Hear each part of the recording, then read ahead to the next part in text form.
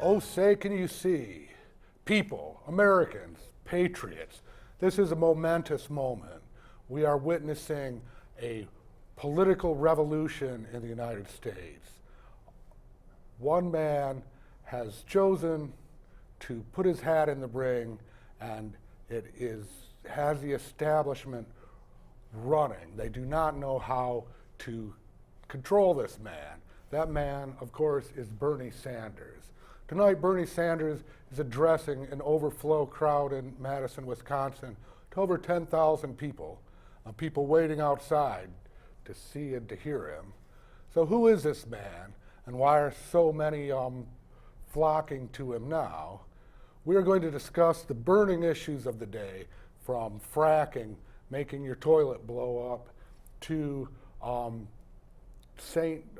Pope Francis telling us that global warming is a moral issue. We are going to consider this momentous moment, its great potentials and its dangers. And with me to discuss Bernie Sanders' campaign in light of the various burning issues of the day are two astute observers of the political scene. First, on my far left, is my old friend Ed Skellie, who has not been on this show in 17 years. No, this show's been going on for over 20 years. And Ed kept saying, yeah, I'll be on one of these days, I'll be on one of these days.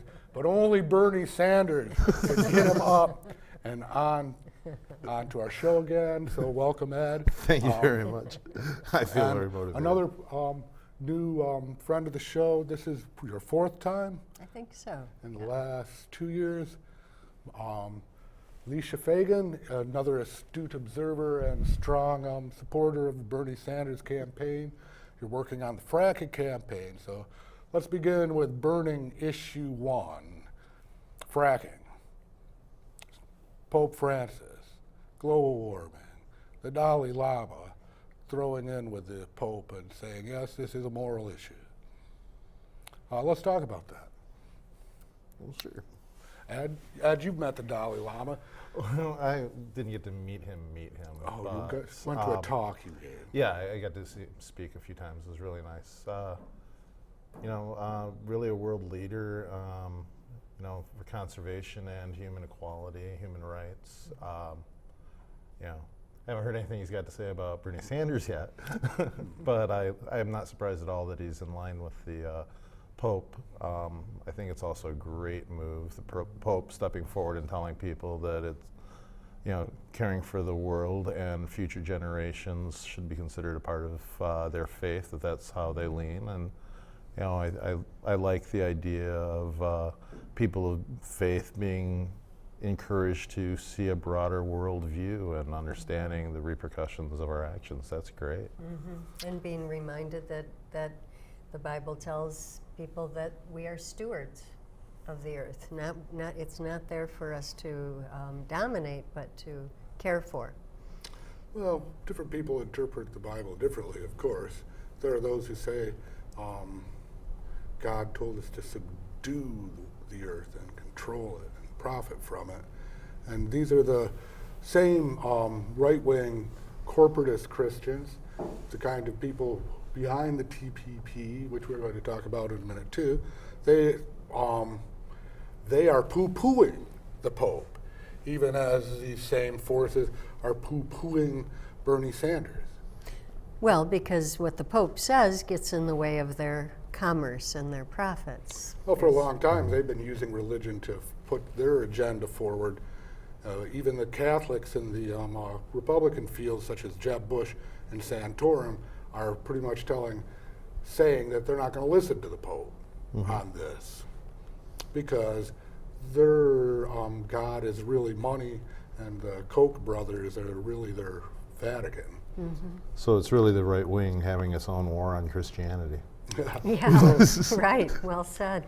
Well, yeah, because they're the ones who are always throwing religion in everybody's faces, and yet now they say, "What's a religious leader doing in politics?" That is and hilarious. Speaking of religion, what about the war on black Christians? Not just the recent massacre in Charleston, but the 6 church Eight. burnings, Seven now. since 7 Eight. now?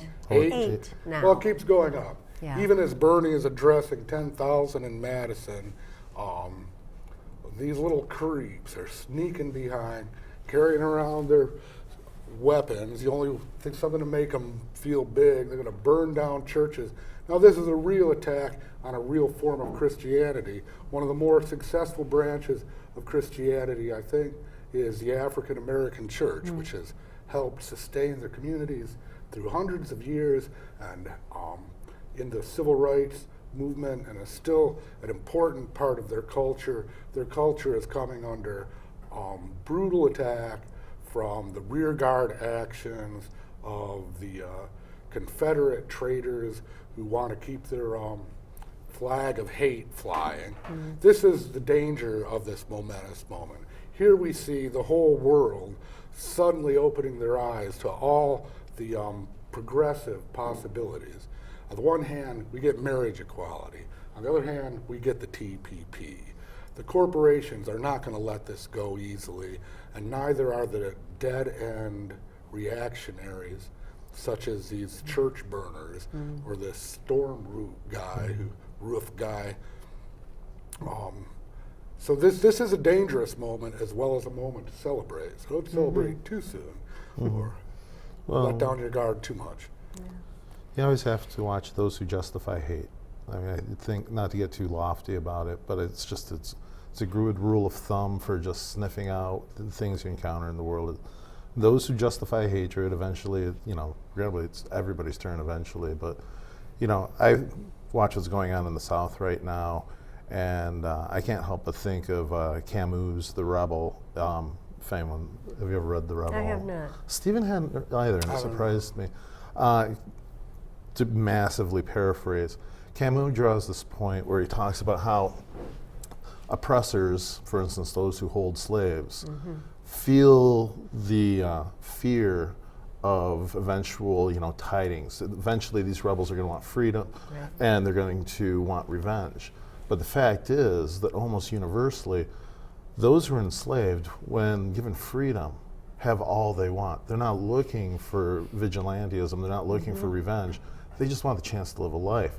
And it's an interesting comparison because those who grow up in slavery have a tendency to have that as an experience, where at the same time, the oppressors who have grown up knowing freedom, when they imagine slavery, then they imagine revenge, but it's a different psychological dynamic. At least that's what Camus was pointing out.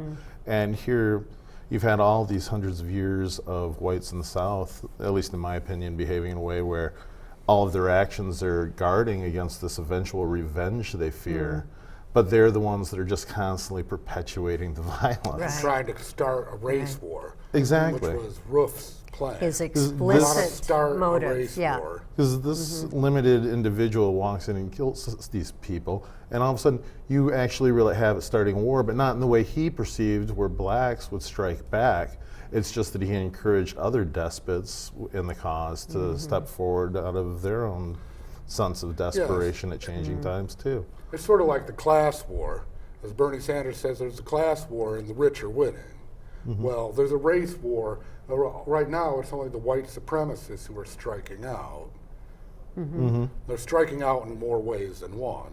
Every act of violence they perpetrate is in hopes of bringing acts of violence against other innocent people so as to create a new cycle of hate. This is how terrorism works as a political method. And it is terrorizing. It is Imagine, terrorizing. every young black man that I see walking down the street, I think, I wish there were a way for me to communicate to you that I don't see you the way, the way this strange dark wave in society wants me to see you.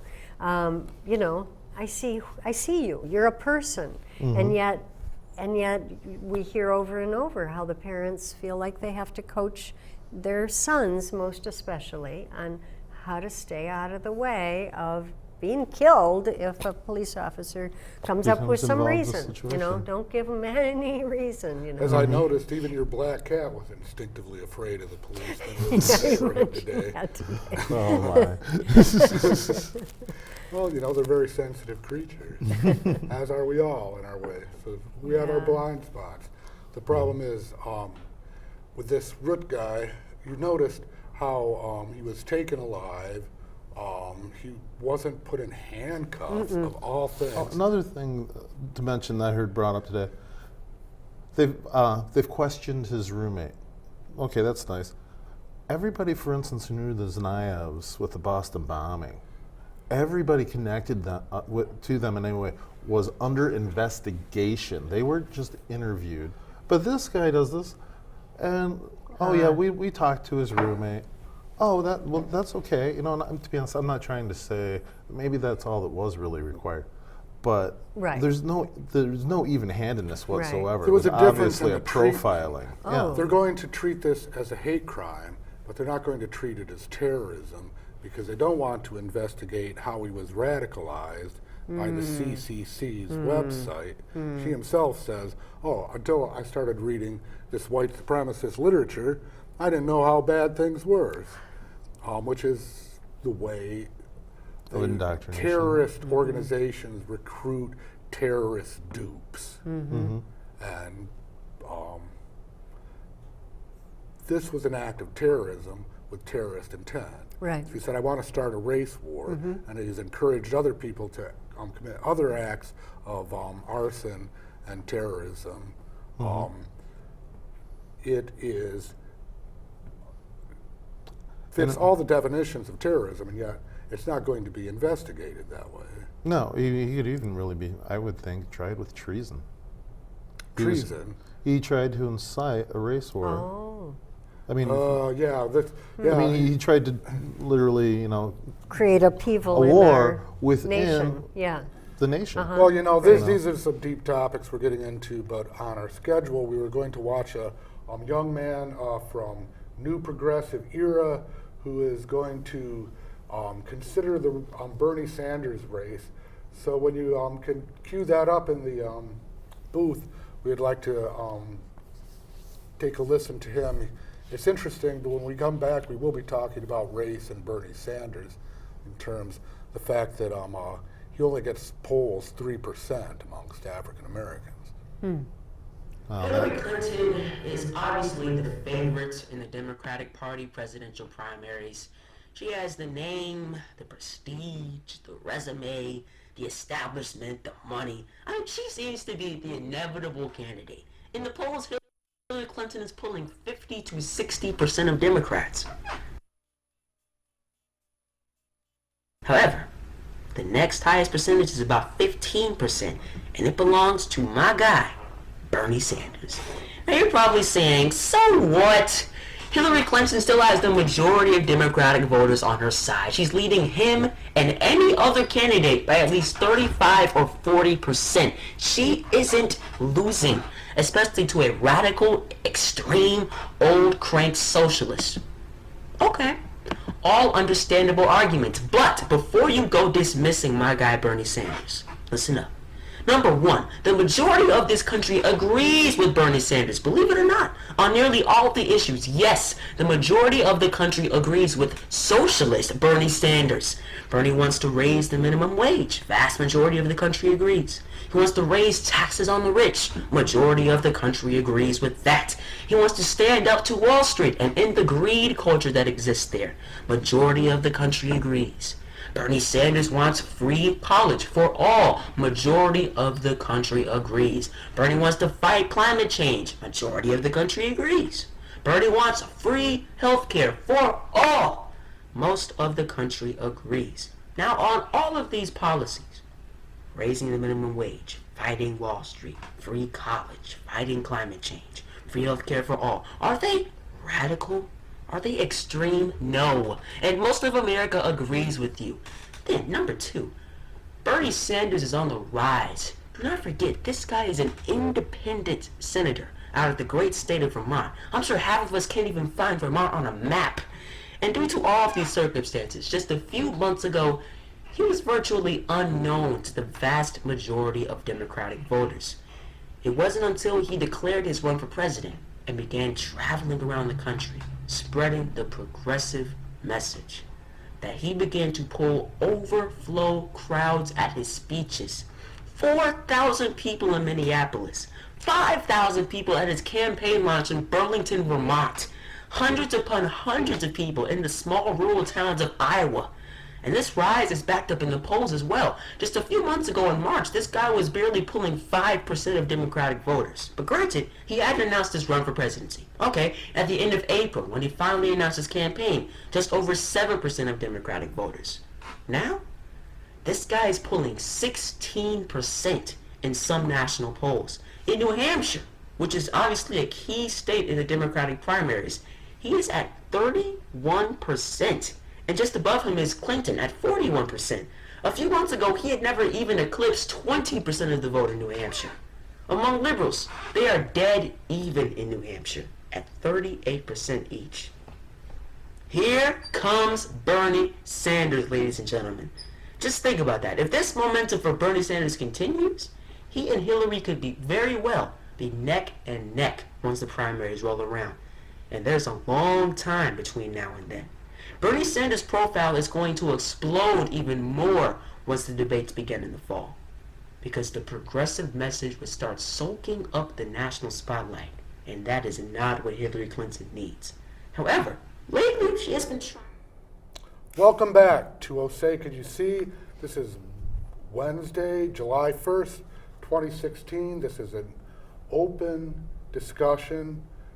We'll take your phone calls in a few minutes after we listen to some Elizabeth Warren, too. The phone number is 459-4881. If we could put that up there with the crawler. We're talking about the Supreme Court's decisions. We're talking about the TPP. And we're talking about it all in the context of this extraordinary moment when we now see that not only can Bernie Sanders win, Bernie Sanders is going to win. Well, I think maybe we should spend a moment or two talking about the things that, because I think a lot of people still don't even know what he is and what he stands for, and maybe we should kind of go over a few of those things. Good idea. Well, that's why we should go through the issues of the day. All right. That's why I brought up the Pope. Now, is Bernie Sanders in line with thinking of Francis on this? Oh, I would say hands down, really. Yeah, he is. And he has been for how long? 30 years? Where does Bernie Sanders stand on the race issues in this country?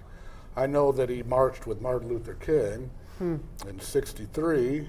Well, he's never let up since. No, he hasn't. You know, sponsors everything, you know, from, you know, the education bills to equal rights bills. And I mean, you know, for years he really kind of stood out on the outside when people weren't so polarized by the right wing. And, you know, being like, oh, the idealistic socialist, they'd call him, and things like that, you know, being the independent and so forth. But, you know, his track, like a lot of these pundits, like for instance, when you look at Hillary, you have to ask what year it was when you ask what her opinion is on any event. Right. And there's none of that going on with Bernie, and to be honest, that's his strength. Yeah. Because he's refusing to, he won't go into negative mudslinging ads, and he's not going to get in a dirt personality fight with these people. It's all going to be based on personality, or on, it's all going to be based on, you know, the actual topics, because that's what he always speaks to. And I think that every other person running is going to be a real disadvantage, because they're not used to standing in front of people and just having an honest, direct conversation. Right. Oh yeah, They're double talkers. they're so busy double talking. This is Trying to hide their record, whereas his record is stellar. Well, he's simply You not can trust ashamed. him. He's simply not Yeah. ashamed of himself. And when things in the National Review, when they mentioned his candidacy, they said, "This guy honeymooned in Moscow, for God's sake." Like that's somehow supposed to disqualify him. If you know what I mean. They're really drawing at straws. Yeah. Because he's been consistent, and whenever they try to say that he's being inconsistent, with gun control, he has a well thought out, nuanced position to explain why he has voted the way he has on particular issues. And I think that the young man in the video who never gives his name, but his Twitter account, his New Progressive Era, he said that Bernie is virtually unknown, but as soon as people know him, they flock to him. And even his positions are supported by the majority of Republicans, large majorities of Republicans. And when I realized that not only could Bernie win, but he would win, is when I did the strategic calculation of all the people who hate the media from right to left, and all of the media is dumping on Bernie Sanders. If you've seen the new video by Neil Young, his gift to Bernie Sanders, it's pretty funny because he shows really angry, frothing at the mouth, crazy type talking heads on TV going, Bernie Sanders, he's crazy, he's a loon, he's nuts. That was hilarious. Anyway, this is going to be fun to watch. But don't forget what the Bushes did in 2000 to get the White House.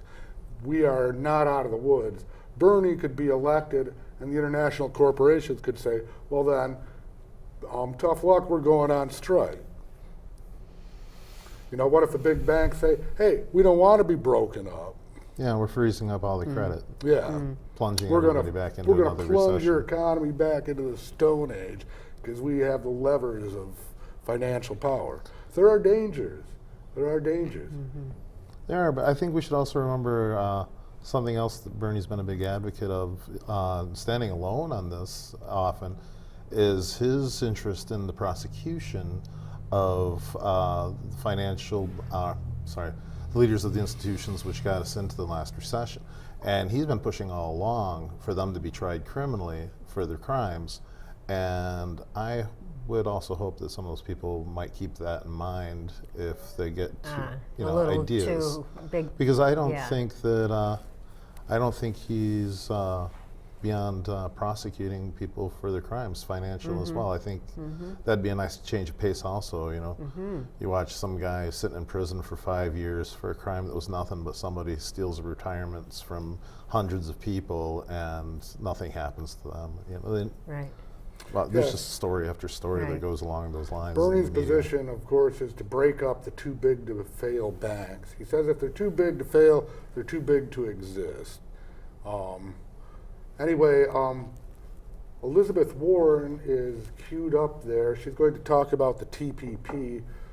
Any point you want to make about this? You chose this meme. It's pretty good. Yeah, it's very good. Well, you know, she's been unwavering in her outcry against the big banks and how they're criminal. And she's a bulldog. She's after them, and she's so articulate. And she wants us to know what's going on. She spells it right out. So yeah, just listen to what she has to say. Before you show this, I want to remind our viewers that we're live on July 1st. Our phone number is 459-4881, if you could put that up there. We're going to watch Elizabeth Warren. We're going to take your phone calls. If you're a Bernie Sanders supporter, who do you think he should give the vice presidential nod to? Warren's name is often mentioned.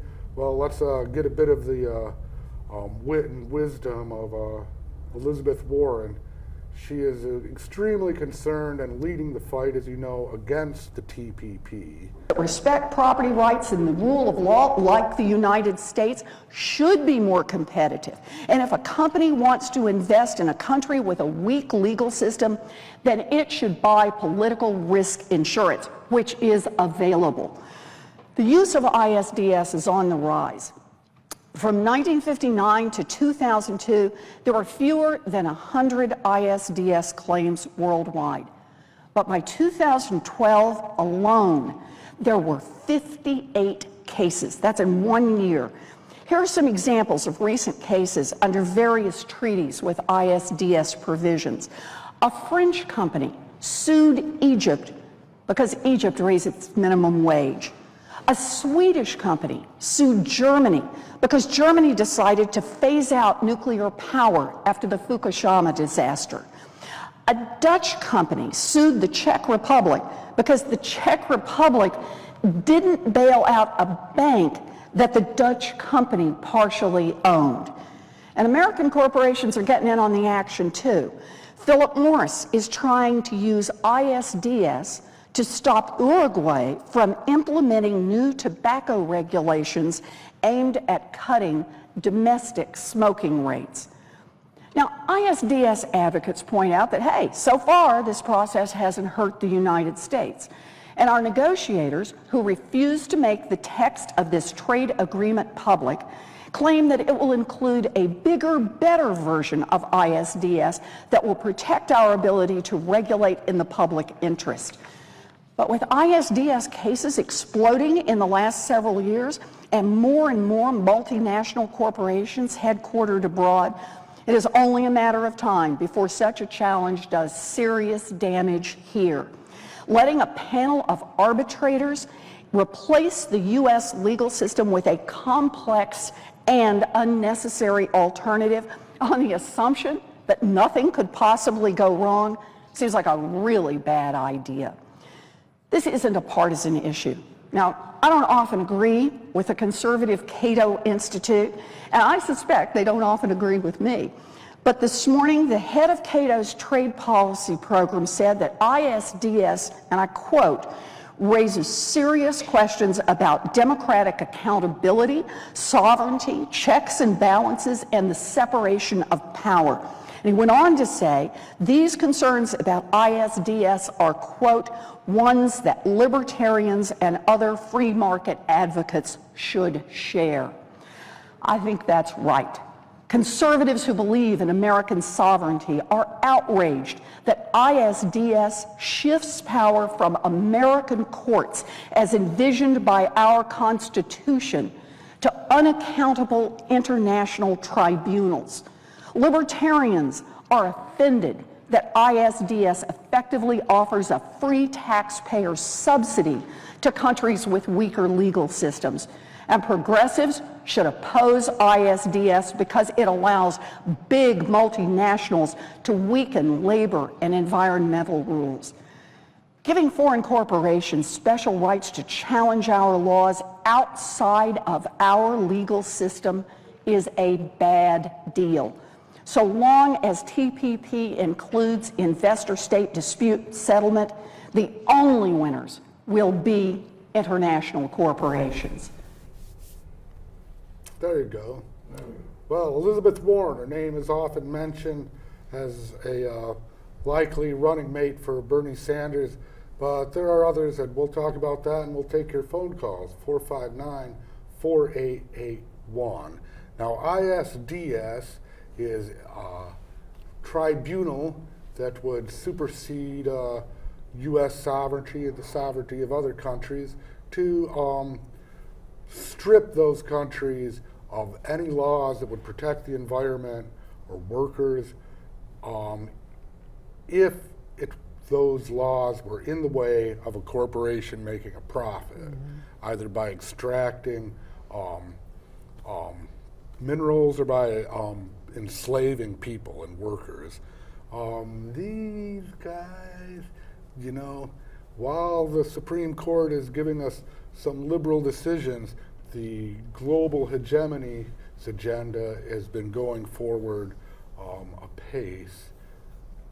And this is the danger that we're up against. We have a moment in time in which something can still be done to prevent a complete global takeover of all of the governments of the world through something like this. Well, let's talk about the ISDS. It is a panel that will be made up of corporate lawyers who go from the corporations to this panel and then back to work for the corporations. In the meantime, deciding on what will happen with things that impede upon their profits. Right. And once this secret panel of corporate lawyers strikes down a law in a country that says, for instance, oh, you can't spew mercury into the air because someone would be losing profit. The Supreme Court just did the same thing. if even the Supreme Court is going to allow corporations to strike down our laws that prevent them from putting something as toxic as mercury into the air, then think what this panel of corporate lawyers is going to do. Well, just recently, they were which African country was it being sued by Philip Morris because of the warnings on the sides of their cigarettes? Yeah, Because Philip Morris said that's an impediment to our profits. right. Yes, and the U.S. Department of Commerce was right in there with Philip Morris, backing him up. That's despicable. Yeah. We have a caller. Hey, Rick, what do you think of the ISDS, the TPP, and well, is Rick on the line? Do we have a Rick? I'm here. I don't hear anybody. Hello? Can you turn it up a bit? I think he's there. Can they turn it up? It's gone. He's not here. Why don't you try again in a minute? Can't hear me? I hear you now. Yeah, I just wondered, are you feeling the burn? Yeah. I got a sunburn wearing this Bernie Sanders T-shirt. Yeah, well, I think this is really a good thing that even though he's running as a Democrat, you know, he's an avowed democratic socialist, and you know, Obama's not a socialist. Certainly, Hillary isn't. Who else am I thinking of? Hillary Clinton or Hillary Clinton? Yeah, Hillary. Yeah, she's. You know, she used to be a Goldwater girl. Not that people can't change, but I mean, this woman is not a flaming liberal by any means. Certainly. not While in- Bernie was marching with Martin Luther King, she was a what? young Republican supporting Goldwater. What'd you say about Martin Luther King? While Bernie was marching with Martin Luther King, She was working. Hillary was a young Republican supporting Yeah, but Goldwater. you can never tell about that. Charlton Heston marched with Dr. King, and Robert Dornan, that right-winger from California who was trying to impeach Clinton since he was an embryo, he marched with King. So you never can tell about people, but I really think it's a good thing that Bernie is running because, you know, I don't profess to be a expert on trade, but I do know that NAFTA is just as Ross Perot said it would be, you know, a giant sucking sound. It hasn't been good for American Well, workers. TPP is going to make NAFTA look like a Tea Party. That's what people say, you know. But I think it's good that Bernie is running because his economic issues, and he's made no bones about it. He doesn't try to hide or he's not going to, you know, trim his sails, so to speak, and say, well, I'm not really a socialist. No, he says, I'm a democratic socialist, as the kind of socialism they have in the Scandinavian countries and most of the Western European countries. Sure. It's a perfectly legitimate school of thought. There are political parties that call themselves democratic socialists, even in our northern neighbor, Canada. And, you know, they call themselves progressive conservatives. And I remember at one of the S.E.E. meetings years and years ago, talking to someone from Canada, and they said, well, even our conservatives, this is up in Canada, are more liberal probably than our Democrats, you know. So we're kind of an outlier in the industrial world, you know, where socialism is actually thought of as a dirty word, and people try to equate it with Stalinism or Maoism and start talking about, you know, gulags and that sort of thing. It's nothing of the kind. It's simply a type of situation in those countries where labor unions are strong and where people have higher wages, higher minimum wages, and you know, health care is guaranteed as a human right. And, you know, Bernie's going to have an uphill climb, obviously, to even get the nomination, let alone win the presidency. But it's good to have the conversation going. And he's drawing, I guess, if I can believe what I see and hear, he's drawing the biggest crowds of anybody in the Republican or Democratic Party. Yes. Well, he's doing to Hillary right now what Obama did to Hillary in I wish he could. 2008, except he's gotten started a lot earlier. The only- He's got an overflow of 10,000 in Madison, Wisconsin tonight. The only problem is he's not as charismatic as Obama, and he's not as young. But, you know, it's... He'll need a nothing is vigorous running mate. Do you have any ideas? I was thinking Barbara Boxer. Well, Elizabeth Warren probably would be the best bet. And by the way, have you heard any rumors, and I don't know how true these are either, that she may be thinking of actually endorsing Bernie at some point? I think that it would be practical for her to wait for the nomination process to finish. Yeah, she because might still want to be Hillary's Treasury Secretary. Exactly. I was thinking. I think in the long run she could do more good in the Senate than anywhere else. She can. Really. I think if she was going to get a cabinet post, it should probably be HHS. But you're certainly right. She can't really afford to alienate Hillary because Hillary is still the odds-on favorite to win. And if she endorses Bernie in the primaries, that would pretty much knock down any chance for her to have a cabinet, if she really wants it. Now, it depends. You know, she might be a principled enough individual, or if she really thinks Bernie is the better candidate, I don't think she would necessarily hesitate to endorse him. I don't think she'll hesitate to endorse him when the time is right. He's playing a game of practical politics. He's in it to win, and he knows that he's not going to win unless the people start a mass movement. And I've seen that mass movement being created. I joined one of these chat groups on Facebook about Bernie, and just thousands of people are coming in every day. Was there it is constant. Was there some event at Yesterdog last week? Not that Bernie. No. It was too big for Yesterdog. They had to move it down to the Grand Rapids Brewing Company. That's where I got these shirts. Did you go to that? Yeah. How was it? It was great. It was fantastic. Huge turnout. Good attendance? Yeah. Yes. Hundreds of people showing up just to sign up to volunteer. Yeah, it was great. This is the sort of thing that's happening right now. And but Rick, we have a caller who's been patiently waiting. I don't know whether to take him seriously or not because he calls himself Mr. Dinosaur. But I think we should. I think we should give Mr. Dinosaur his chance. He may be a naysayer, but it's just someone else that will be able to say, "I told you too soon, too soon." Well, you know, if they start knocking Bernie, that means they're starting to fear him, right? Oh, they're afraid. Oh, yeah. Did you hear Claire McCaskill, the senator from, where's that? She's Arkansas, too, right? She's going to be Hillary's hatchet lady, I guess, because she said, how come no one's talking about the fact that Bernie is a socialist? It's like, she's from Missouri, I think, isn't she? Oh, Missouri? Yeah. Yeah, but still, look, so he's a socialist. Big deal. What's wrong with that? Well, apparently, Claire McCaskill thinks that it disqualifies him, and so does the National Review. But well, we'd expect that from the National Review. Well, polls have shown that the majority of the American electorate is willing to vote for someone who self-identifies as a socialist. And by the time Bernie gets through explaining what it is, I think it's going to be higher than that. He's going to win. Well, I think Bernie. It's all coming together. I think Bernie brings out a good point, you know, regardless of the labels they put on him, and he doesn't run away from the label of socialist. But when he brings out the issues, he says, people are with me on this. Higher minimum wage.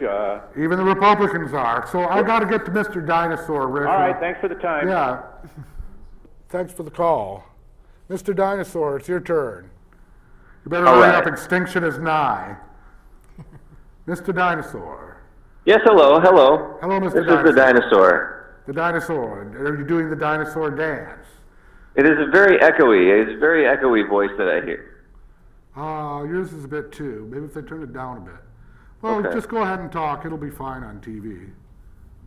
It's good to be with you. Who am I talking with right now? I'm not actually viewing right now, but I heard there was an interesting show. Oh, you don't know what we're talking about? We're talking about the candidacy of Bernie Sanders. Oh, really? Yes. Okay, well, what's been said so far? Well, you could watch us on YouTube and call us back in 2 weeks. Well, you know, I'm actually far in the past, so I'd have to wait a little bit longer than that. I can only make calls across time. I don't really have a television. I see. But, so, you know, Bernie Sanders. Let's talk about Bernie Sanders. How do you feel about the candidacy of Bernie Sanders?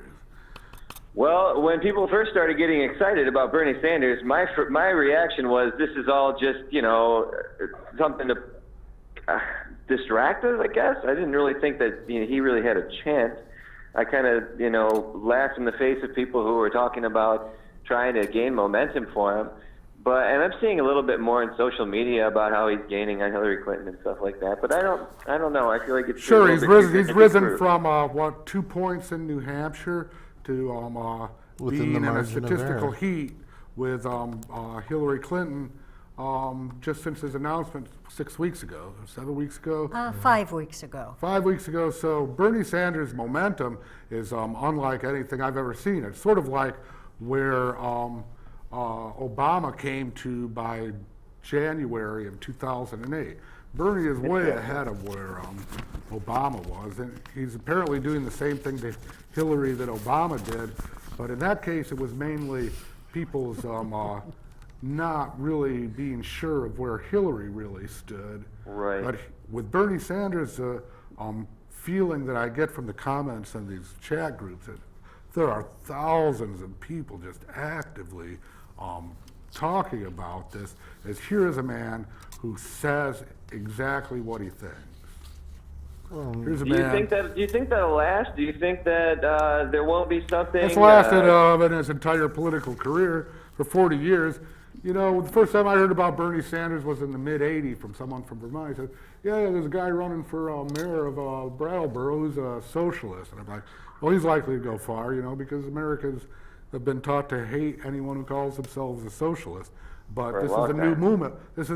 We are in a historic moment. This is a watershed moment for the United States to finally come into the 20th century. Yeah, 15, 16 years late, but yeah, Americans have finally learned enough about the way of the corporation to go, wait a minute, maybe socialism isn't all that bad. Right. Well, I mean, how much power are we granting these corporations you just mentioned? Because if they have as much power as I assume they have, then something will happen to make sure that Bernie Sanders does not gain office, the office of presidency. Yes, I've been talking about the danger of the moment too. We saw what the Bush crowd, the same people who are behind Jeb, were willing to do in 2000 just to keep Al Gore out. What might they do to us and to Bernie if he's elected? Well, I think the most important thing is to keep an eye on that kind of thing and make sure that if anything does happen, like what happened with Al Gore, that we're there to broadcast that and make sure that people hear about that, because whatever it is will probably be something very theatrical that people will be interested in hearing. Got to make sure that they're interested in hearing the truth. One of my biggest fears is another false flag operation like 9/11, a big terrorist event, giving them the powers, emergency powers to spend elections and to round up enemies. Well, the opportunity to rile the fear base. The fear base. The fear base has been working for them till now. Can they get the fear base working for them again? I think they're getting. Oh, hold on 1 second. I have an associate. I was going to say that I think that the fear base right now is keeping us afraid of one another, and they're doing a really good job of that recently. Well, yeah, but it seems to be breaking down too. I mean, we do see the cowardly white supremacists sneaking around burning churches, but we don't see many of them standing up and actually saying, yeah, I'm a white supremacist and I'm going to vote for a white supremacist. I have heard people say, well, Bernie Sanders, isn't he a Jew? Americans aren't going to vote for a Jew. And I think, nope, it's a watershed moment. We are past a lot of our past pettiness, and there will be people like Roof and the racists who will be clinging in the shadows to their horrible ideologies and will be trying to cause trouble. But I think even the multinational corporations are just going to be overwhelmed by this progressive moment in which people all over the world are going to say, look, we could make this work. We don't have to cause our own extinction. Sure. And if I can break it down just a little bit different way too, I think that, what we're talking about, the fear base, I think that explains everything that took place with the Bush re-election and even his first election, rattling to the fears of, the fear of gay marriage. Well, more directly in the time, the undocumented illegal aliens, the swarthy types coming in, yada yada. Point being, though, I think people thought that they were standing up to that when they elected Barack Obama. Yes, they did. But the bottom line is people are realizing now, because of events like the TPP, that all of these people, while they might be singing different songs to get into office, they're controlled by the big banks, they're controlled by Wall Street. People are sick of it. It's the reason that we'd all love to see a woman president. But everybody knows that Hillary is still in the same boat with the rest of them. And that's why it's time for Bernie, and that's why a person who just wants to talk facts and isn't going to be just a cult of personality can stand up and speak a truth, and people listen, because the truth has become radical today, because nobody tells the truth. Nobody just speaks directly to the point. And that's You know, what's so panel, charming. I gotta get out of here. But thanks for letting me talk. We'll watch these issues with great interest. So, All right, thanks, Dr. Dinosaur. Great name. Maybe we can talk for a minute about the top donors of Hillary versus Bernie. Yeah, did you Yeah, write some of those down? I just researched that. I could have guessed, but Hillary's top donors are Citibank, Goldman Sachs, And Chase, right? J.P. Morgan, et cetera, et cetera, et cetera. Bernie's top donors are the Food Servers Union, the Carpenters Union, Oh, the yeah, Letter Carriers Union, the Electrical Workers Union. These are his top supporters. Well, look at the difference in Unions. the amounts of money given too. Did you write those down? Because I couldn't it's like Goldman find- Sachs is like Right. Oh, 4.5 sure. million to Hillary, and the electrical union gave him like 100,000. Right. His Hillary top donors are 100,000. Bernie Sanders has given out his financials. He's worth about $300,000. Last year, he made a little over $1,000 giving paid speeches in a year, whereas Hillary was giving speeches that should make up to $250,000 for a 45-minute speech. I made millions. 2 Wall Street banks. To these, yeah, it's basically a legal way for them To pay her. Yes. Yeah. So Bernie's Well- We net haven't worth is mentioned about. the super PACs either, because Bernie He's is refusing adamant. to do any super PAC because this. Well, let's get to the point that Bernie keeps making. This isn't about Bernie Sanders. We made the mistake of going, "Oh, Barack's going to save us. He's the Messiah." Well, Bernie's going, "I'm not the Messiah. What is necessary is a mass movement." Yeah. And And he's that's what makes his age irrelevant, too. They're going to try to say, well, it's Bernie's age. Well, Bernie is bigger than Bernie. And I want to talk about running mates, and I also want to talk about people who could be close supporters of Bernie. I hope that he brings in some strong, vigorous people who can carry on the movement in case anything suspicious were to happen to our man Bernie Sanders. well, and I think part of the protection of Bernie is the numbers. Yes, the You numbers know, are huge. Millions of us paying attention, millions of us passionately supporting him, and resoundingly echoing his messages, saying yes to and one of his those, truths. we should be also reaching out to the Tea Partiers too, the people who are concerned about American sovereignty. What Elizabeth Warren was talking on about here. If you are conservative and you believe in American law and you believe in American sovereignty and you believe in responsibility of accountability, you cannot support this global hegemony that we're getting with the TPP, which is NAFTA on steroids and methamphetamines.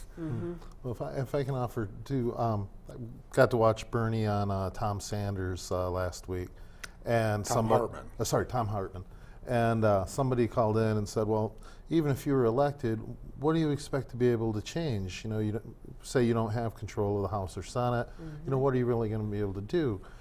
I loved his answer because it reminded me of answers that came from JFK 50 years ago. And he said, "This isn't about me being able to change the system on my own. I can stand as a focal point, but what will change is when 100,000 students are standing in the streets of Washington, D.C. saying, we demand to be able to go to college." And that's when they'll change, when people come out. And he'll, first time, I don't know if we've ever had a president before who encouraged the masses to stand To up come and be out on the seen. street. Yeah, Yeah, yeah, that's, yes. it is revolutionary. Yes, It is a revolutionary He moment. is calling it a revolution. He says this political revolution will happen if enough people stand up. And a revolution That's within the system. Within the system, a political revolution, not a violent revolution, and not a overturning anything except really holding up what the country was founded on which is supposed to be founded on human anyway. values. Yeah. At least in the ideals we speak Yes. of. You know. Yes. It's evolution toward being truly a great nation. Yeah, Bernie has 200,000 donors. His average donation, the average donation he's received is $37. He has, as of a few weeks ago, 100,000 volunteers. We had 75,000 volunteers within the first 24 hours of announcing. Wow. That's the revolution he's talking about, and that's what he inspires simply by speaking the truth. And by coming from a place of real integrity.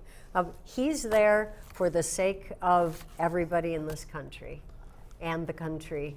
Like it almost makes me think in a way a little bit about how, see, the secret of his success thus far has been that at every step he's been underestimated.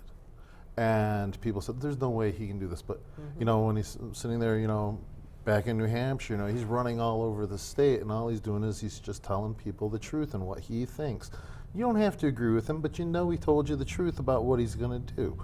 And I like how he's turning it back upon the American populace also, and saying, you're underestimated too. They count on you all being subdued and watching sitcoms on a television set instead of taking an active voice in your own life. And that's totally what he's trying to preach. I love that. Waking people up again. And the fact is, most people do agree with him, as the polls show, as Stephen said earlier in the show. When questioned on the issues that Bernie is burning about, you know, social justice, health care for all, single payer health care for all, Minimum wage. paid college for all, elevating the minimum wage to a living wage, getting rid of this gross income inequality. Everybody agrees with him. The majority of Americans agree with him. Yeah, it's on every one of those issues. It's like Anywhere over 70%. from 50 to 80%. Yeah. Agree with him. So, and he just keeps saying where he stands, and where he stands is what we need, and we know that. People hear it and go, oh, wow. He didn't just say that. They're not used to hearing any politician say anything of substance. Right. Hillary is moving to the left rhetorically. Yeah. Lately, But when she it's- says, well, we got to look out for the little guy. It's a But where's the charade. specifics of that? Oh, and did anyone see that Elizabeth Warren was holding her over the coals a little bit today? No. About her refusal to speak out on the TPP? Oh. So earlier when the caller was saying something about Elizabeth Warren not wanting to upset Hillary, I think that's a massive misrepresentation She of her seriously character. upset Obama. You think how Obama will endorse Hillary? I think he'll stay out of it. I don't think that a lot of people know, are but tired what of I read today is that Elizabeth Warren is not endorsing anybody No, she's yet not. because her message will be better heard the longer she waits. the longer she waits. And Like I said, she's being a practical Yeah, politician. I yeah. like that. yep. In every conversation Stephen and I have about this, I talk about how I want her to be his running mate. Oh, absolutely. And part of the reason is because I don't mean to sound like, you know, an alarmist, but it's an insurance policy on his life. Because Wall Street is more afraid of Elizabeth Warren than they are of him. Because they've good always point. underestimate him at every yes. turn. Yes. You know, which is his power. You know, they don't, they always just, everyone's going to dismiss this guy. Right. But he always manages to still be heard. Right. You know. Right. And getting rid of him, they'd still have her. And They don't want she's that. not letting them off either. So, And Steve's right that she's more powerful in her present position in the moment. But I don't know if in the long run maybe that's true. ultimately not, yeah. I would love to see her as his running mate. I would too. And And it would be such an inspiration to not only everybody in this country, but to the world, really.